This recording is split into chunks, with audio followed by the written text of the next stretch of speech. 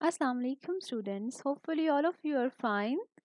Today I will tell you about the orthomyxovirus, which is also the influenza virus.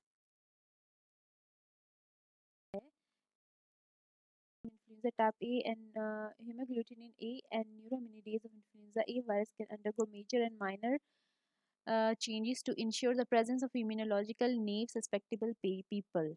Its shifts occur only with influenza A virus and the different are designated H1, H2, H3.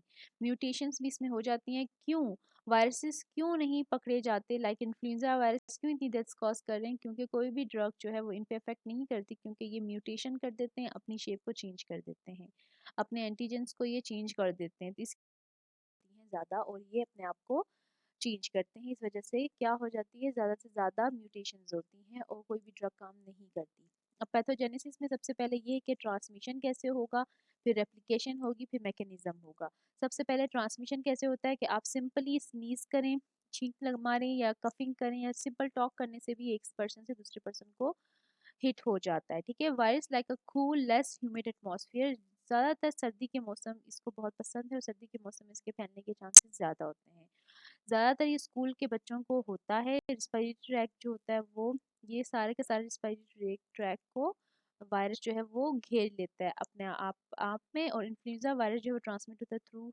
Saliva से थूक से nasal secretion से faeces से and blood से हर जगह से ये ट्रांसमिशन हो सकती है इन्फ्लुएंजा वायरस की देन रेप्लिकेशन कैसे हो गया begins with the binding of haemagglutinin to sialic acid on cell surface glycoprotein जो सेल सरफेस ग्लाइकोप्रोटीन होता है उसके ऊपर जाकर हीमोग्लूटिनिन बाइंड करता है सैलिक एसिड के साथ virus is then transfer to endosome through vesicles फिर वेसिकल्स के थ्रू ये अंदर चला जाता है इंडोसोम होता है और ये हमारी सेल मेम्ब्रेन के अंदर चला जाता है फिर nucleocapsid travels to the nucleus which is transcribe into messenger RNA The transcriptase uses host cell messenger RNA as a primer for viral messenger RNA synthesis.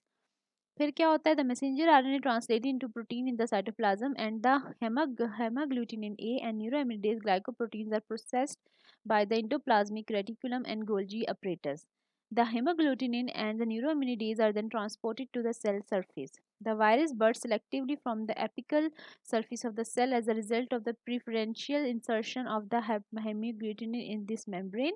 Virus is released approximately 8 hours after infection 8 घंटे के अंदर अंदर virus जो है वो release हो जाता है और रेप्लिकेशन उसकी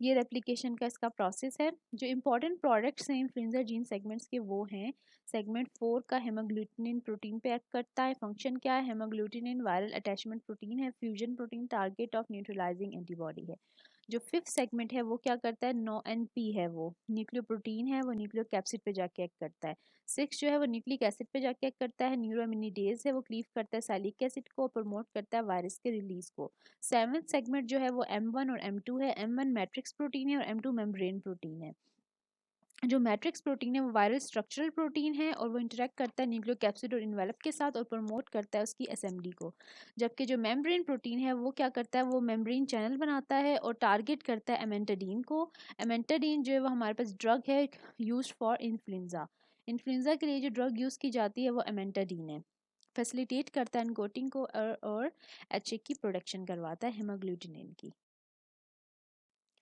पैथोजेनेसिस ये है कि जो इनका इसका इंक्यूबेशन पीरियड है वो 1 से 4 डेज है average of 2 days adult can be infectious from 1 day before start of symptom to 5 to 7 day after illness start more infectious in children सबसे ज़्यादा ये बच्चों में होता है मेन कॉज ऑफ हॉस्पिटलाइजेशन जो होता है वो फ्लू होता है the symptoms and time course of disease are determined by the extent of viral and immune killing of epithelial tissue and cytokine action Influenza is normally a self-limited disease that rarely involves organs other than the lung. Repair of the compromised tissue is initiated with in 3 से 5 दिन 3 से 5 दिन में repair होना start हो जाता है और 7 डे के अंदर अंदर वायरस का साइकिल कंप्लीट होता है और ये खुद ब खुद मर जाता है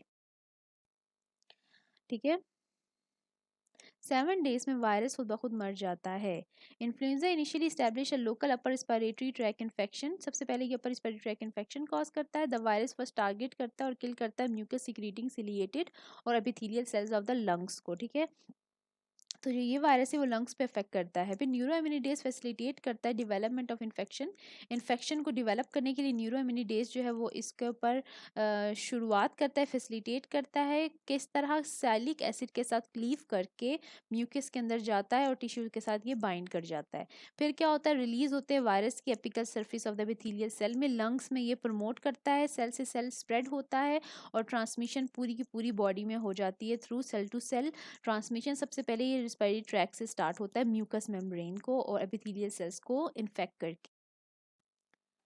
What else does influenza harm? Influenza किस किस को चीज़ों को हार्म करता है? Influenza infection promote bacterial addition to the bacterial cell. अब वायरस इन्फेक्शन तो हो चुका है लेकिन ये बैक्टीरियल एडिशन को भी इन्फ्लुएंजा जो है वो प्रमोट करता है। वो बैक्टीरिया को भी इनवाइट करता है कि वो ह्यूमंस में या होस्ट में एपिथेलियल सेल के साथ एडिस कर जाए या फिर बाइंड कर जाए। निमोनिया में result from a viral pathogenesis और from a secondary bacterial infection, जिसकी वजह से आपको नमूनिया होने के चांसेस ज़्यादा होते हैं। जो आपका गले में दर्द होता है वो वायरस नहीं कॉज करता, वो आप बैक्टीरिया कॉज करता है। Inflammatory cell response of the mucosal membrane, submucosal oedema होता है, हाइलिन मेम्ब्रेन डिजीज होती है, alveolar emphysema, necrosis of alveolar sales.